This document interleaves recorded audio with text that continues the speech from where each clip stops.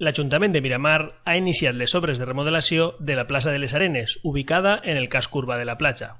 Aquestes obres suposen una inversió de més de 95.000 euros, finançada a càrrec del Pla d'Inversions Sostenibles de la Diputació de València.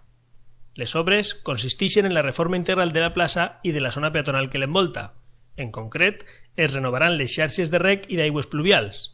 En el cas de la xarxa de pluvials, s'instal·laran noves tuberies amb més capacitat, que seran connectades a la canalització recentment construïda en l'avinguda Jaume I. Amb aquesta actuació, se solucionaran els problemes d'acumulacions d'aigua que patia la plaça de les Arenes quan plovia amb intensitat. Per altra banda, també es renovarà la xarxa d'enllumenat públic i es canviarà tot el paviment de la plaça i la zona peatonal. Finalment, l'Ajuntament de Miramar instal·larà nou mobiliari urbà i ampliarà la superfície de la plaça destinada a zona verda.